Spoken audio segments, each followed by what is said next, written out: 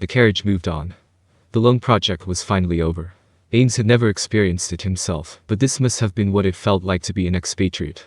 Even if he had returned to Nazareth from time to time, this might have been the first time he had been away from it for so long. He had thrown the matter of ruling the demihumans of the Abelian Hills to Albedo, and he had handed the entirety of the Holy Kingdom's future affairs to Demiurge. In other words, Ains had taken the weight off his shoulders. He sighed, subtly enough that Shizu, who was sitting opposite him, did not notice. While he had switched Demiurge's script to easy mode halfway through, the fatigue from all the complicated events until that point had not yet been fully eliminated. However, he did feel the sense of relaxation which came from solving a previously insoluble problem. That said, after returning to Nazareth-Rantal, rather he would need to carefully and slowly take care of the work he had put off for the past 2 seasons. Once, he had put his stamp on documents in a slapdash manner, trusting that Albedo had already looked them over, only to be told, truly, only Ains Sama could make decisions so swiftly. I am filled with respect. Ains had wondered whether that assessment of him was sarcastic or not. Indeed, it was not because he had work waiting for him that he had not used Gate, which could take him back in an instant. Definitely not. There were ways to teleport to places one had not seen before, but it was still too early for that. It would do no good to show his hand. Of course, the Hanzo on the carriage had said nothing, and the anti-divination spell he had cast had not been triggered. It was a clear sign that nobody was monitoring Ains and the others, but the opposition might be using methods which Ains did not know about. Since there's time, I can wait until we reach a more sheltered place to cast the teleportation spell, Ains thought. Indeed. It was definitely not because he wanted to keep away from those documents he could not understand, no matter how many times he read them. Still, if there was a problem. Shizu hasn't said anything since she got on the carriage. Nia had been that way too, but he always felt restless when he shared a carriage with someone else, and they remained quiet. He could casually mention something if the other party were a man, but he would have to watch his words since she was female. Can't you say something, Shizu? That thought had been in Ains's mind ever since the beginning. Regretfully, it did not seem like it would be happening anytime soon. Finally, Ains was no longer able to bear the silence, and after preparing himself for the worst, he spoke. Shizu, how do you feel about leaving Nazareth to work on your own? Do you have any questions or suggestions for the future? He would start by listening to a report from his subordinate, who had been busy with work when she had been sent out for an errand. While he was not good at speaking to women, it was fine when he imagined them as female co-workers. I think, worked hard. Is that so? You have worked very hard. That was the end of the conversation. It was dead and gone. Even if he waited a little longer, he ought not to expect Shizu to carry on. Once the words worked hard were mentioned, it was very difficult to continue on from there. She had not answered the question about having any questions or future suggestions.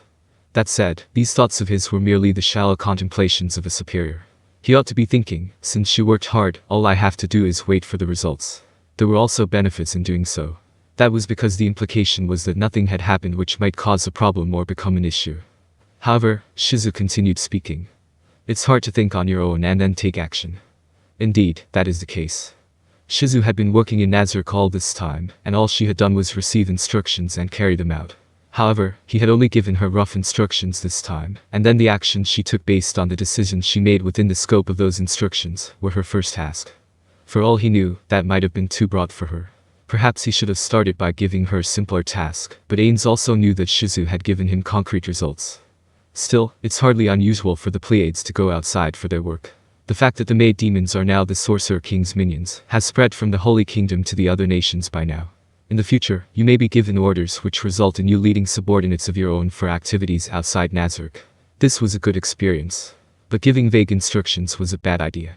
Just as I thought, the person giving orders has to make them clear. At this point, Ains sensed that he was digging his own grave. As the pinnacle of Nazareth, Ains was the most likely to give out orders. I can't possibly come up with concrete action plans. Or rather, if I come up with shallow plans, Albedo and Demiurge will frown on me. Should emphasize adapting to the situation, and come up with plans that give a certain degree of leeway.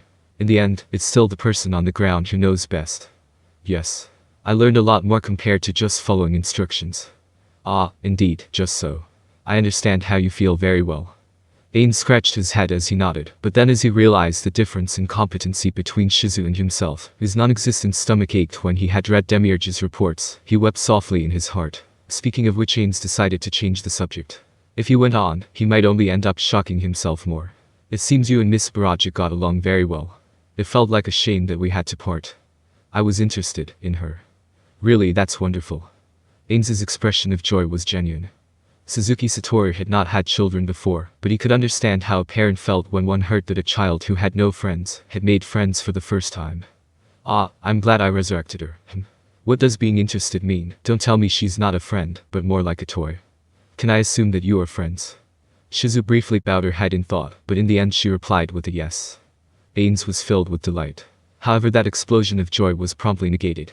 Well, he was unhappy about that. The thought that this might be the first time someone from Nazarick had made a friend outside brought a trickle of joy to his heart.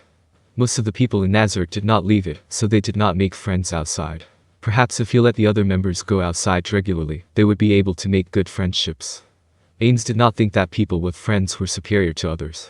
However, thinking that one did not need friends was also incorrect. That said, it was always better to have the chance to make friends than not. I had my friends from Ains Ulgaon. In that case, it might be good to let the other members go outside and give them free time to interact with others, especially Meridor. No, it's also possible that giving them all some time on their birthday is, Yumu. Have you arranged to meet Nia again? No, too far. Ah, no need to worry about that. I've already marked this place as a teleport point. You can go and have fun whenever you want. Just use gate. There's no need to be shy. If I'm free, please let me do so. That's right. Free. I'll give you lots of free time. I've been thinking about a holiday plan for some time now. I should give the Pleiades a vacation too. Wouldn't it be good to go out and have fun with the others? I've arranged to have you placed under me, so it should be fine. Shizu thought briefly about it, and then shook her head. It'll cause problems. Problems, you say? What does that mean? Problems for Nia? Or will it keep her from having fun with Nia? Or is it because the other members won't approve? Well, if it causes problems then it can't be helped. You'll have to go on your own, Shizu. Speaking of which, let me change the topic. Miss Baraja's parents are both dead. Is that alright? Nia Baraja's parents were both dead. As she had asked him, he felt that it would be alright to resurrect them. If doing so would make her even more grateful. No, that's not right. Simply put, resurrecting Nia's parents was not worth the cost of doing so. It was plain to see that Nia was sufficiently grateful to him. In that case, there was no need to continue scoring points with her. In addition, wands of resurrection were very expensive, so he wanted to save them, if possible. If Pistania and the others were to use resurrection spells, then she would require gold coins or jewels or other valuables, as part of the spell's cost. In truth, there were practically no benefits to be gained. However, it would be a different matter if it were Shizu's friend. I wouldn't mind giving Shizu's friend benefits like that. Because she seemed close to Shizu, he had asked her questions, both Nia as well as Shizu, to judge their reactions. It's alright. Special treatment isn't good. Really. It would make an excellent present. In that case, well, that's that, then. In truth, resurrecting the dead, especially incomplete corpses, could prove very troublesome. There would be many people who would go, how come you could do it for him and not for me? Also, it would be troublesome if he was asked to resurrect the Holy Queen. Granted, Demiurge could probably handle the situation if he did resurrect the Holy Queen, but the demerits outweighed the advantages. If you want to play, how about reading that book? Would that be alright? It's fine, it's in the doctor's room. Shizu possessed knowledge on all of Nazarick's mechanisms. Leaving her be like that was too dangerous, and she would not have been able to leave Nazarick. Therefore he had used control amnesia on her. Shizu's knowledge of those mechanisms had been part of the backstory her creator player had made for her. While he did not know if the spell could work on such things, after casting it on her, he found that the spell worked as intended. That was a technique Ains had developed after repeated experiments on a guinea pig he had obtained. It felt like he could do incredible things once he mastered it. The reason for that was because Ains had the feeling he might be able to access the core of the NPCs. What exactly were the NPC backstories, the beginning of their memories? Still, that was simply wishful thinking on Ains's part, and it was very likely that they were completely unrelated.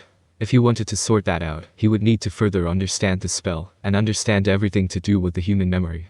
In that case, he would need a lot of guinea pigs and decades to practice and research with, as well as preparing himself for the possibility that it might all be a waste of time. Still, Shizu had currently been implanted with incorrect memories, so to some extent, she was a trap. Anyone trying to use Shizu to enter Nazarick would have a very bad time in store for them. The doctor, Can those Shizas move? If the time comes. Aren't they just mechanisms, then? Ains wanted to say that, but he did not. It was just like how Santa Claus's true identity was hidden under a veil of mystery. While Suzuki Satori did not remember him ever visiting, he had come to visit in Yggdrasil. Although, they were actually the devs. As Ains laughed forlornly, he noticed Shizu looking intently at him, and so he said, I was just talking to myself. Your Majesty. Your Majesty. What is it, Shizu? She had addressed him by his name in the past, but now she had suddenly switched to using his formal address. That slightly or rather, greatly disturbed Ains. Been too familiar all this time, is that how it was? What are you saying? I'd feel sad if you called me your majesty. Ains-sama will do. Frankly speaking, you don't even need the sama. How about Ains-san? That would be rude. I'd get scolded. Oh, I see. Well, you don't need to call me your majesty, at least. Got it. Oh yes, how about the runecraft thing that I told you about over the messag? I tried. I see. It would seem it had not gone well. Still, it ought not to be a problem even if it failed. Still, maybe I should wait to retrieve the items I lent, including that bow. Ains mused idly as he watched Shizu. When he had left, he had shared his carriage with a girl who kept glaring at him. On his way back, it was a girl with a blank face. Both of them were unique in their own way. As Ains thought about this, he smiled.